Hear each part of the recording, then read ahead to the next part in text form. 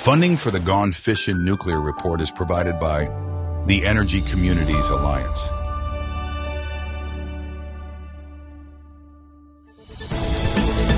Welcome to the Gone Fission Nuclear Report, your one-stop source for all the latest news from the Department of Energy's Environmental Management Program.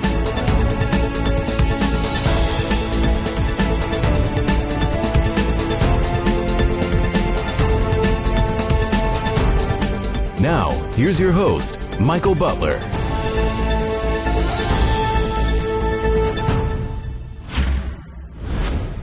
Hello, and welcome to the Gone Fission Nuclear Report. Today is Monday, November 18th, 2024. We're covering all the news from the Department of Energy's Environmental Management Program across the country. And we thank our friends at the Energy Communities Alliance for being presenting sponsor for today's episode. ECA, Local Concerns, National Impact. If you haven't subscribed to the Gone Fission Nuclear Report, we invite you to do that now. If you lease property, how do you get along with your landlord? Is he or she friendly and helpful? Do they take care of maintenance issues in a timely way? Are they a stickler for enforcing the rules? Is your location safe and free from health hazards? Most of us have probably dealt with landlords at one time or another in our personal or business lives. But did you know that Department of Energy sites around the country also have landlords? DOE offices that are responsible for operation and maintenance of the site as a whole. DOE is the fourth largest federal land manager, conducting its mission at 50 major sites on 2.4 million acres across the country. In addition to land, DOE's assets include distinctive world-class facilities, irreplaceable natural and cultural history, and rare assemblages of plants, animals, and mineral resources. This topic came to the forefront recently when a new landlord was installed at DOE's Savannah River Site in South Carolina. For nearly 3 decades, since 1995, the Office of Environmental Management had served as landlord for SRS. On October 1st of this year, that responsibility was transferred to another DOE entity, the National Nuclear Security Administration, or NNSA. The landlord responsibilities include primary authority, accountability, and stewardship for SRS. All other non-landlord federal entities are referred to as tenants, which describes EM's new role at the site. EM will continue to be responsible for completing the cleanup of remaining legacy radioactive waste at SRS. The Savannah River Site joins other sites like Los Alamos National Laboratory, the Nevada National Security Site, and the Pantex plant under the direct responsibility of NNSA. The recent change featured the transition of the multi-billion-dollar management and operating contract held by Savannah River Nuclear Solutions, the Protective Force Security contract, the responsibility for the Savannah River Ecology Laboratory and U.S. Forest Service interfaces, along with other major utility and infrastructure contracts with Dominion Energy, Ameresco, and CSX Transportation. In addition, approximately $180 million of budget scope and 85 full-time federal positions moved from EM to NNSA. Why the change after 30 years? The Gone Fishin' Nuclear Report went looking for answers in interviews with 2 top officials at the Savannah River Site. We talked with Mike Budney, EM Site Manager at SRS, and Mikolanis, Manager of NNSA's Savannah River Field Office. Here are those interviews.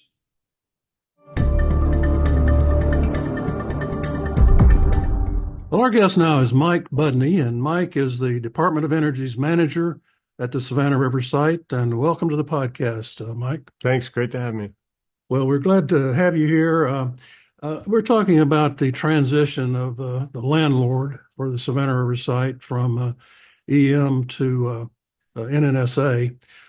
First, tell us how long EM has been the landlord at Savannah River. Since 1995, when they took over the site from defense programs. Okay, so almost 30 years. Yep. It's been a long time. For people who may not be familiar, how about telling us what it means to be the landlord? People think about the typical landlord is, rents you property and collects the rent. What does the landlord do at a DOE site? Yeah, so I think the actual formal title would be they designate which office is designated as the program secretarial office that's in charge of the site, responsible for the overall management of the site. And that shifted in 95 to EM because Cold War was over. Really, they thought the site was going to just close altogether. So as a closure site, EM took over the management. So it's just like running a big city. Now, it would be more akin to I'm sort of the mayor, so I'm responsible for getting the finances, setting the basic rules down, the safety rules, that stuff. The management operations contractor would be akin to the city manager. And so they take care of all the common infrastructure, the distribution of electricity, the water, whether it's service water or drinking water, the sewer system. They also take care of emergency services. So they own the fire department, and we're responsible for provisioning the fire department. Along with that, when you say emergency services, so when we man our emergency operations center, the final decision maker on what we do in that emergency operations center is what we call the site manager. There's actually no, and if you look in the human capital system, there is no designation of site manager. It's just the term we use for whichever office is the lead program secretarial office. So you've got 310 square miles out there. We do. And it's akin to almost the size of a small state. So you've got a lot of territory to be responsible for. We do. It's mostly forested. We use about 10% of the land. Actually, the rest is set up. So we have enough. It was set up that way, I think, and originally for security purposes.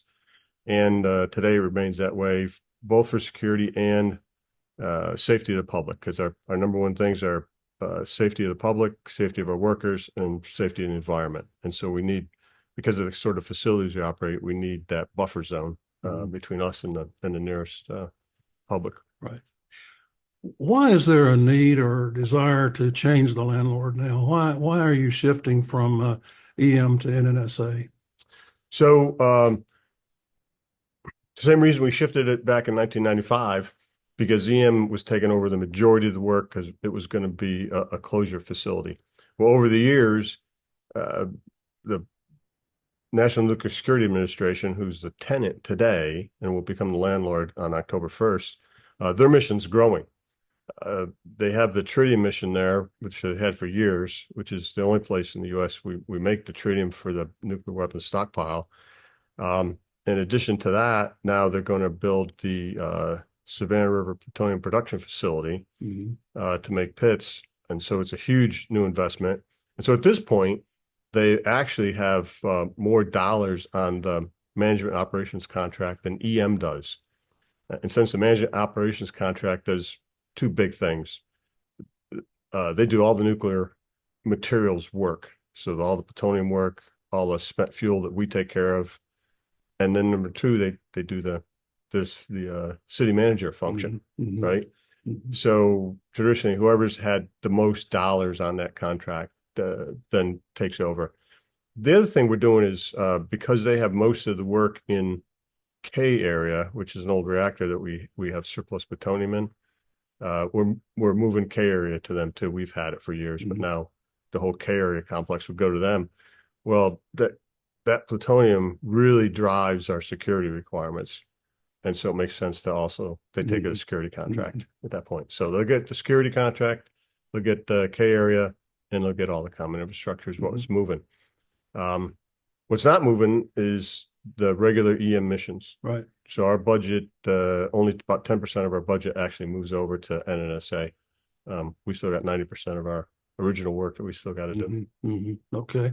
Will employees notice any change and when the landlord shifts over? Whether is it kind of invisible to employees, or will they know that it's happening? Well, for the 13,000 employees there, for about 12,300 of them, or 12,700 of them, they won't notice any difference. The federal employees are the only ones actually affected because we do the oversight of common infrastructure today. That oversight will belong to NNSA. And so we are moving 85 federal positions from our organization to NNSA. Some of those positions are vacant. So I think there's about 69 people that are actually moving from one organization to the other. But though the contractors won't notice any difference. So for the most part, it'll be invisible to employees. Right. In fact, most of the employees ours they're moving to NSA, they're not even moving offices. Okay. They'll be working right where they are today. You know. How would you've been there for 30 years almost as the landlord. How would you characterize your tenure, EM's tenure during that time? As you've seen a lot of success in the cleanup. How would you characterize that? They did some great things. A lot of foresight by folks in the past that has enabled us to really pick up the pace in the last few years. They ran basically today we have all the elements in place to take care of our liquid waste mission, which is out of my $1.6 billion budget is $1 billion alone. It's the biggest environmental issue we have there. And so we've really been able to pick up the pace because as of 2021, we finally had all the big components of that system in place. We had the defense waste processing facility, which makes glass out of the waste. And then in 21, we were able to start up the salt waste processing facility. But the reason we were able to do that was because for 11 years prior to that, they'd run a prototype of the same system, proven out the technology, how it was going to work on a much smaller scale, could do about 1 million gallons a year at top speed. We're up to where the salt waste processing facility can operate at about 6 million gallons per year right now. So I'm very lucky, to be got this job, to show up just as everything was coming together. A lot of hard work. It took 20 years to put SWPF online, and so they've done a great job over all those years to get things lined up where it is today. What are some of your biggest challenges going forward? You said EM is still be alive and well on the site and continuing the mission that you have.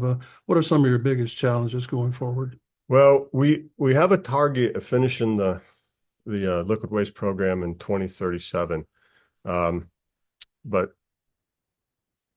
we did not pick an easy target. It is a complex mission, very difficult to do.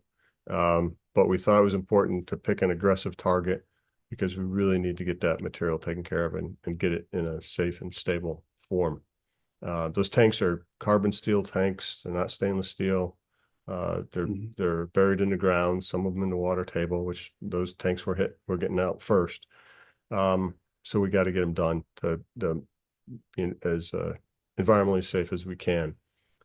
So there's a lot of technical challenges there of trying to get that plant up to where, I said we could operate about 6 million gallons per year right now. We really want to we need to get up to 9 million gallons a year and improve the overall availability of the system to be able to hit that target in 2037. Contractors working really hard to make that happen. But it is a steep hill we're trying to climb there to make that happen. The other thing is what's the long range future? Because right now we have H Canyon, which we're required by law to keep open. But to operate H Canyon, you need the liquid waste system because when we dissolve the spent fuel, you create a waste product that has to go to the liquid waste system to get vitrified. So when liquid waste is done, as we're currently configured, we wouldn't be able to operate H Canyon anymore. So we need to figure out what's the what's the future there? And maybe we just decide to put the spent fuel that we have in dry storage, but that comes with a long tail, sits around for a long time. So the headquarters folks are leading kind of analysis of alternatives. Hey, what is the need out there in the future, and what ought we do to be ready for it when the liquid waste mission finishes? So those are two of the biggest things we got going. SRS is one of a few sites in the complex that has been selected for the Clean Up to Clean Energy initiative. We talked about you having 310 square miles out there, and some of that land is being made available for an initiative that would allow for construction of renewable energy projects. And tell us about that. This is kind of a unique, unusual thing for the site. It's been intact for all these years, and now I know you have the Three Rivers landfill out there that's been used on the site. But to allow the companies to come in and do construction of solar facilities, for example, tell us about that, why you're doing it, and what the benefits expected to be. Well, the bottom line is the president said we had to do it, so we thought we'd comply with that. So he had an executive order requires the federal agencies to become transition to a carbon-free energy sources by 2030. We took a look at that.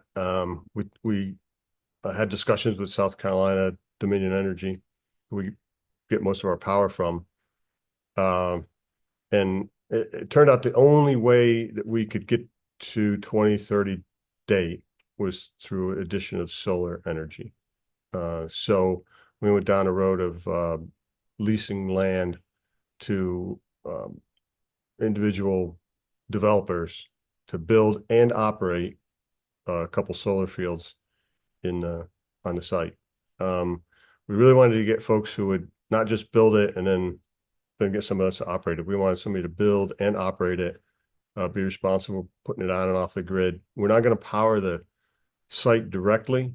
We're going to get the energy credits from it, but that'll make it equivalent of what the power we use would be carbon free at that point. It was challenging to figure out how to put solar fields on there. You think, 310 square miles is over 180,000 acres, right? Right.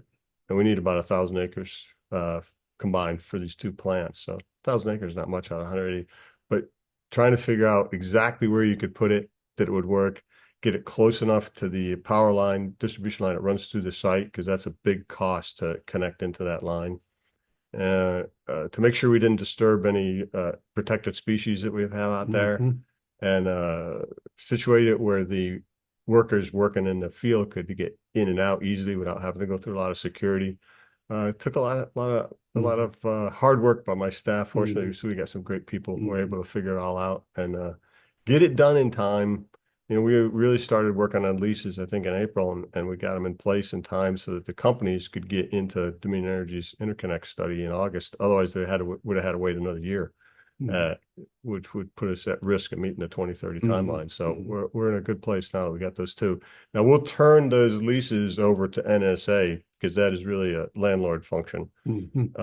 As we also turn over, our biofuels plant, which helps us with some of our electricity needs and all of our steam. So that plant will also contract, moves over to NNSA as part of that. And then NNSA will pursue what's next. Are there other sources of clean energy we ought to bring to the site besides solar? So they'll work that next. Well, let's close our discussion by talking about the workforce a little bit. You've kind of taken us through some of the successes that you've had during your tenure as landlord, and outline some of the challenges that are before you.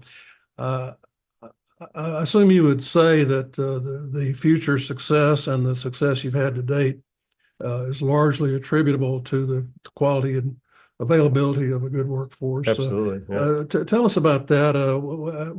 Where do things stand now in terms of having the capabilities you need from a manpower standpoint, and also maybe what you're looking at and doing to assure the future workforce is available?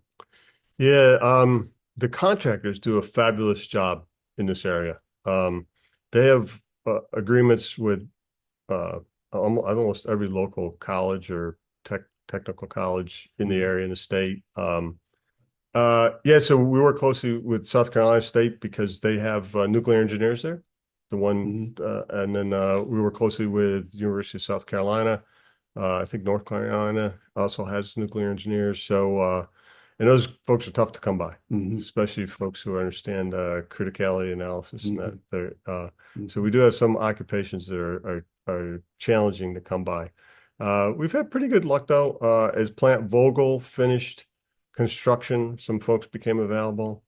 But there'll be challenges in the future because I think to build the Savannah River Plutonium Production Facility, they got to bring on about 3,000 more folks to put that in place. And then long term, well over 1,000 folks to operate it going on into the future. But coincidentally, as our EM mission tails off, those requirements over on NSA's mission come up to speed. So there'll be opportunities for folks as their mission ends with us to move over to those other jobs. So we're hopeful the timing's gonna work out there to keep those. But yeah, the people are the most valuable asset. The population on the site has gotten much younger in recent years. I was looking at some stats for one of our major contractors the other day, and a third of their staff have been on board for less than 2 years. So in the nuclear environment, that's a challenge because you got to get those folks up to speed on how we operate. It's a little more stringent than in some other environments. Right. We're very procedural oriented. If it's not written down, you better not be doing it. Got to do it by the book. So because the processes are complex and many of the systems are one of a kind. So you got to know exactly what you're doing. Right. Well, Mike, we wish you all the best in the future, and thank you for the work you've done at the site to this point. And thank you for joining us on the podcast today. Well, thanks. We'll be around for a while. EM's, I don't think we're scheduled to be done with our mission to about 2065. So we'll be around the site for a long time. A lot of work ahead. Yeah. All right. Thanks very much. Thank you. Well, our guest now is Michael Mikolanis. Michael is the manager of the Savannah River Field Office of the National Nuclear Security Administration. And welcome to the podcast, Michael. Well, thank you, Michael. It's a pleasure to be here today with you. Well, thank you. We're glad to have you here. Of course, we're focusing this week on the change of landlord at the Savannah River Site, the recent change that occurred, but from environmental management to your group, the NNSA. And I'd like to start today, if we can, just having you give our viewers and our listeners a kind of an overview of the NNSA mission at the Savannah River Site. What programs and facilities are you responsible for there? The Savannah River Site was established under President Truman in the 50s. It's 310 square miles. And during the Cold War, we produced our own reactor fuel, operated reactors to produce fissionable materials, a chemical separations plant to separate and collect the special nuclear materials, and waste facilities to collect the waste byproducts. In the 80s, and that was all done by defense programs. It was the predecessor to NNSA. And in the 80s, when the Cold War shifted, the mission shifted as well. We shifted out of the production mission more into a cleanup mission. And the Office of Environmental Management was created. And this became an environmental management site, a cleanup site, where the focus then shifted to building cleanup facilities, facilities to treat and process the legacy waste from the Cold War era. But we still had an enduring defense program mission called producing tritium. So for 75 years, we've been the sole producer of the tritium necessary to sustain our nuclear deterrence stockpile. And in the last several years, we've begun the planning and building of a new pit production capability, which is another part of a nuclear weapon, a new capability that is being established here. So as we shift from a cleanup site into a National Nuclear Security Administration site, we're shifting to the enduring missions that the nuclear security enterprise mission brings along with it. Well, I think most people are aware that DOE does a lot of its work through contractors. And I'm wondering, for your purposes at Savannah River, how many direct NNSA employees do you have there that work directly for the agency? Appreciate the question. There, as you mentioned, there's two parts of the federal organization that works here. I'm just going to answer from the National Nuclear Security Administration aspect, our scope of work. Here in the field office, I have about 120, 130 full-time employees. Some of those are what we call direct support service contractors. These are contractors that don't operate the facilities, but they're support service contractors that augment that support the federal officials as they do our oversight and our work here. We also have two other parts of NSA that operate. We have a project office that handles the large capital projects like the Savannah River Plutonium Pit Production Facility that I mentioned a little bit ago, and some other large capital projects. They have nearly 100 federal and support service contractors with them. And then we have a non-proliferation mission that we do here at the site. And non-proliferation is the activities that we do to bring and recall special nuclear materials that are abroad back to the United States and dispose of them in ways that they are no longer proliferable or can be acquired by the bad guys around the world. So there's about 20 people in the NA-20 non-proliferation mission here. So nearly, I'd say altogether, about 250 federal and direct support service contractors, and we oversee the contractor work, the production of about 6,500 contractor personnel that are what we call the M&Os, the management and operations contractors that are doing the actual facility operations. Hope that answered your question. Yeah, it absolutely does. So this shift from in the landlord responsibilities from EM to NNSA occurred officially on October 1st of this year. Why was the decision made to make that change? What led to NNSA taking over the landlord responsibilities? So I'm only recently joining the site here and recently joining NSA. I started in April of this year, but the discussions to transition from an Office of Environmental Management site to an NSA site started probably about 6 years ago. For nearly 3 decades, as I mentioned in the 80s, this had been operated as an environmental management waste cleanup site. And in Office of Environmental Management, they're in business to put themselves out of business. They're here to clean up the environment, clean up those legacy waste, and basically work themselves out of a job.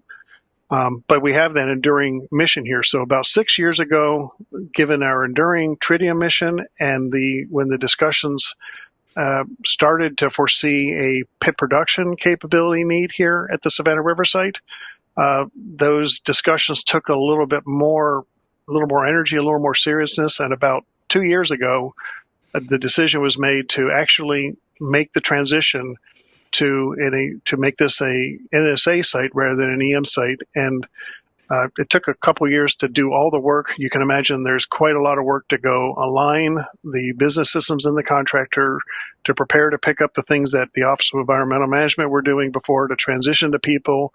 A lot of work necessary to go make all that happen. And the reason why that happened was because as EM works itself out of a business, with the enduring mission here, we need to invest in our infrastructure. We're operating basically a small city at the Savannah River Site. I have my own steam production, electrical production. We get process and cooling water from the river and wells. We make our own drinking water. We even have our own sewage treatment plant. Roads, we run a railroad. We have dams that we maintain. It's like running a small city here at the site, and it takes money to invest in that infrastructure as we shrink the NSA footprint as the environmental management cleanup mission drives itself to completion. We're taking over now to kind of shrink that footprint and invest in the infrastructure for the enduring mission. And this was the time with the new mission coming up to make that transition from a cleanup site to a enduring NSA mission site. Mm-hmm. Well, how does this change the day-to-day for you as the landlord? What does it mean to be the landlord of a site like this? And are there any pronounced changes in how you operate there as a result of this? Well, mom and pop across the dinner table shouldn't see any changes at all, to be quite honest. The operations, the requirements that we work to, they don't change whether it's an NNSA site or an Office of Environmental Management EM site. The employees that they're contractors will see some change because of the way NSA and EM conduct our oversight. There are some small differences. But that's what the last 2 years of preparation we're all geared to. The actual operations on site, running the railroad, the roads, the bridges, the electrical power, steam, none of that changes. The contracts of who manages them does. Before the transition, EM owned and had the primary contractual relationship with those contractors, and NSA was what we call a tenant. That means we pay EM for the services that we get, and we conduct our operations here on the site using the M&O contractor that EM had the contract with. With the transition, the primary contracting responsibility and authority shifts over to NSA for more than half of the contractors that are here on the site.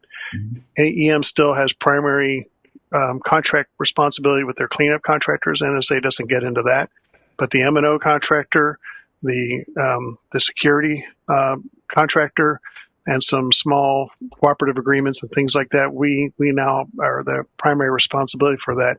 And that's where the really differences occur, that the employees that transition over to us from EM and just how we make the sausage inside the fence, and oversee what the contractor does.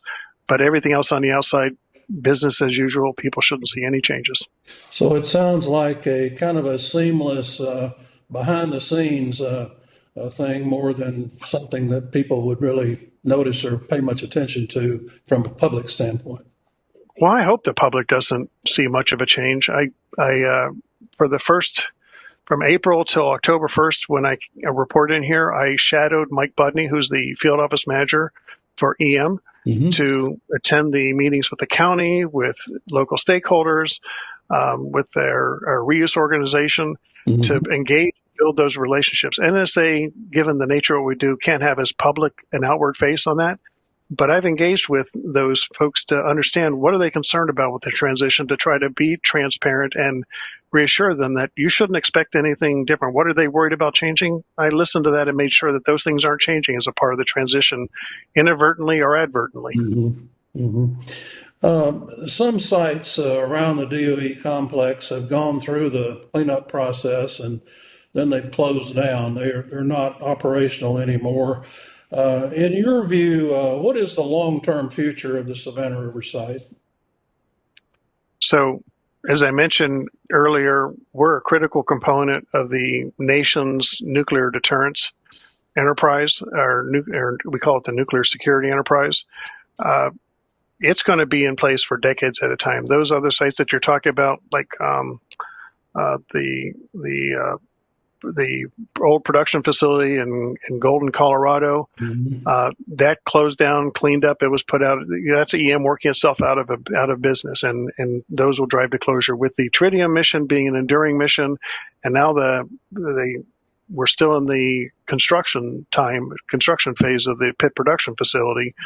The nuclear security enterprise mission here is decades and decades in the future. That's what we call an enduring mission. I have no way of forecasting how long the world will have to maintain nuclear weapons and nuclear weapons capability as part of a nuclear deterrent strategy. But as long as that strategy is still important to world peace, we're going to have a mission here.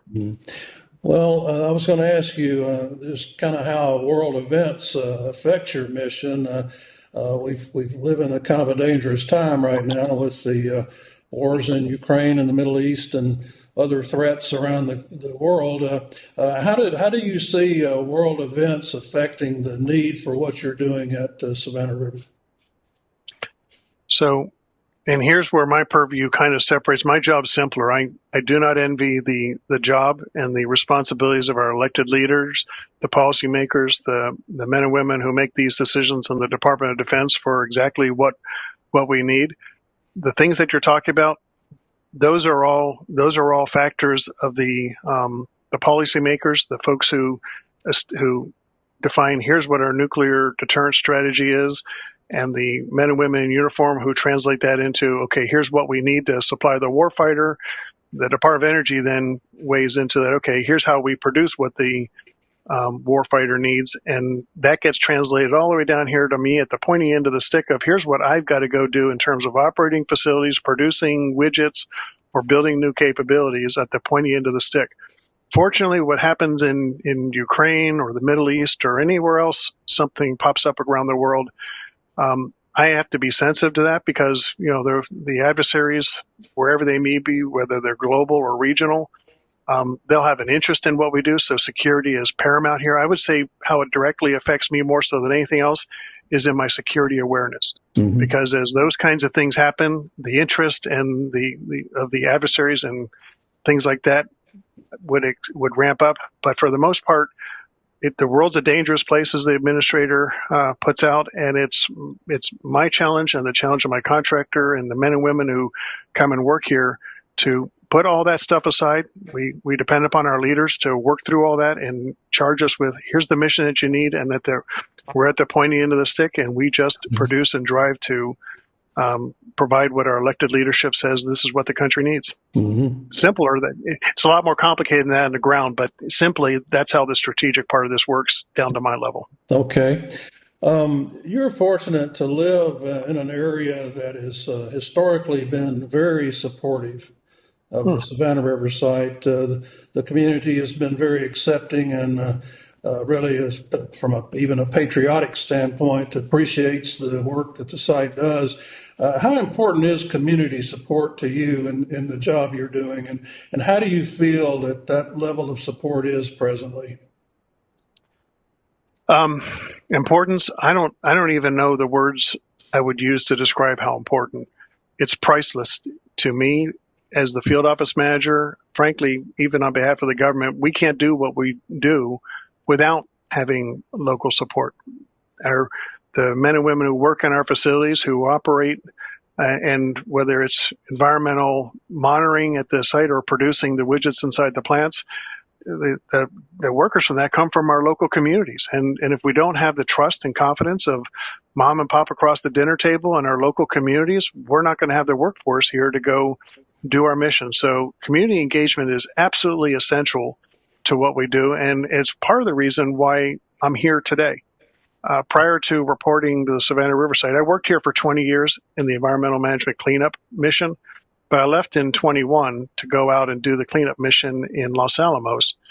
But in last year, the administrator approached me and asked, hey, the Department of Energy needs you out here. And there were some unique reasons why. One of them was because of my commitment to community engagement. When I worked out in Los Alamos, and we didn't enjoy, I mean, nobody can really be against environmental cleanup, right? I mean, that's what I was running, was an environmental cleanup office. But the community, nobody will be against making the environment better. How we do it, how fast we're doing it. There was a lot of community interest in that. And I was committed when I went out to Los Alamos to building a rapport, building a relationship, and listening and working with the community to try to build tribal nations, local communities, special interest groups, elected leaders. And I had a lot of success in engaging and building and listening to that feedback and building into our mission. And that came to the administrator's attention. And it was one of the reasons she asked me to come out here and lead this organization through the transition from EM to an NNSA site. So we're fortunate to enjoy the community support. I would even say blessed. And it's something that is priceless to me and something I focus on. I go to the engagements with the Governor's Nuclear Advisory Council, local community leaders. Pretty much if somebody wants to reach out and have a discussion with me, whether they're non-governmental organizations who disagree with what we do and how we do it, I'm willing to engage and listen with them. Now, I cannot debate policy or, the need for our mission and what we do, and was it the right thing to do or not. I can't debate that because that's a policy issue, but I'm always willing to engage with members of the community, non-governmental organizations that agree or disagree with us, and open a dialogue. You can't enjoy and sustain the community support if you're not willing to listen and engage with folks. So that's what I bring to this job. It's a little different doing an NSA given the sensitivity and the classified nature of what we do.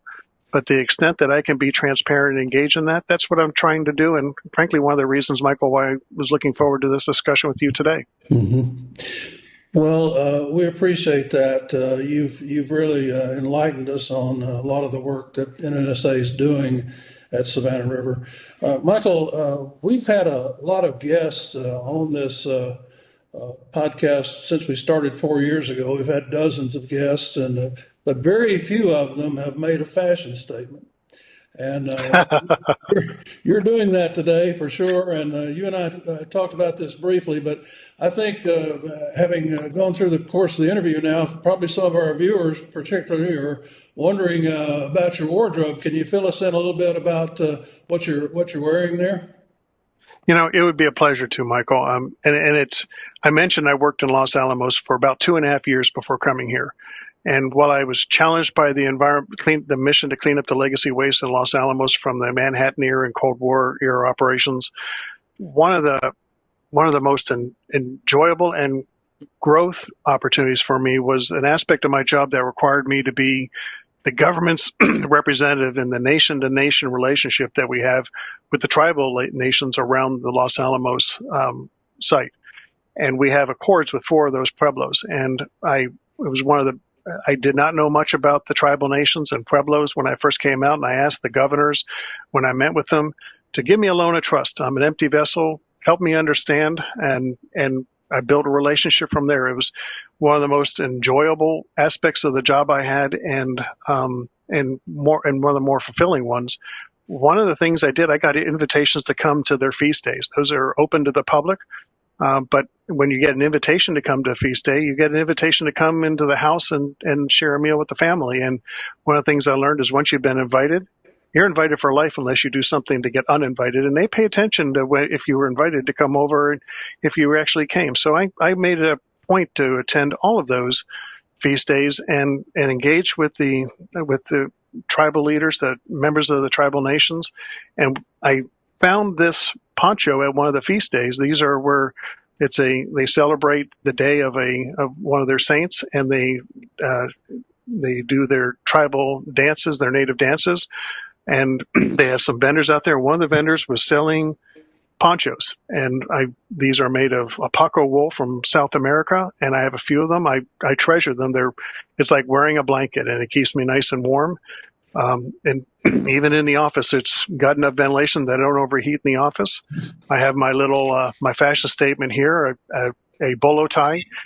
Growing up on the East Coast and the South, I never really got into the bolo tie fashion statement, but living out west, this was made by a Navajo artist that I knew, and I have some other little accoutrements like a men's cuff that, again, were Native American.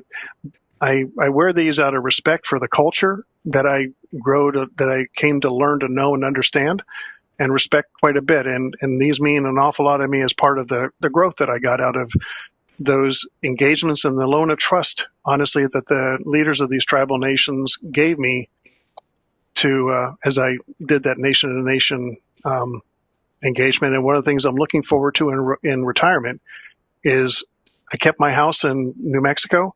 When I retire, I plan to, the snowbirds, the people who live in New York and Pennsylvania in the summer and then winter down in Florida, will rotate the axis by 90 degrees. Summer on the beaches of South Carolina, because I miss the beaches. I grew up in the New England. I love the beach. But I really look forward to going back to New Mexico and spending part of the year to ski the mountains and reconnect with the friends that I made in those pueblos and re-engage, because I found that to be such an enjoyable part of living out in New Mexico. And besides the fact that New Mexico is an enchanting country as it is. Well, so long story to short question. I'm sorry. I'm very passionate about this. Well, it's a very colorful outfit, and it sure makes a statement. So we're glad to have the story behind it. Let me ask you one last question, Michael. Do you have any other messages or thoughts that you'd like to share with our viewers and listeners today before we go? So we talked about the site, we talked about the mission, how the transition was working, should people see anything different, the community. I guess the one thing in the support that we have from the community and what we do here, I would just share with your readers and your listeners how this is an enduring national defense mission.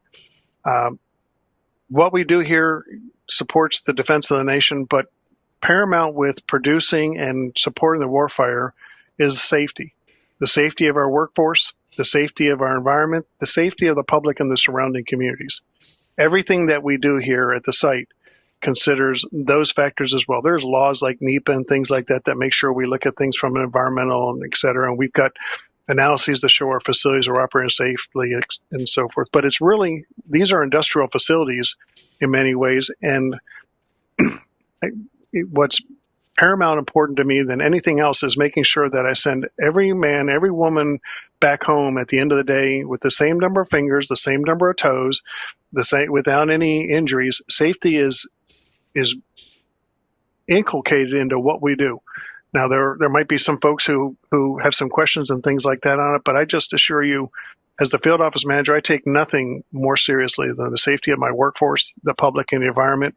Those that got to know me at Los Alamos, I believe I built relationships with them that they came to trust and understand that, and I bring that same attitude, that same paradigm, that same commitment to what we're doing here in the Savannah River Site in South Carolina. I hadn't thought about that, but thank you for that question. Well, Michael Mikolanis, the manager of the Savannah River Field Office for the National Nuclear Security Administration, we sure appreciate you joining us on the podcast today. Thank you. Thank you, Michael. Appreciate the opportunity. Funding for the Gone Fishin' Nuclear Report is provided by the Energy Communities Alliance.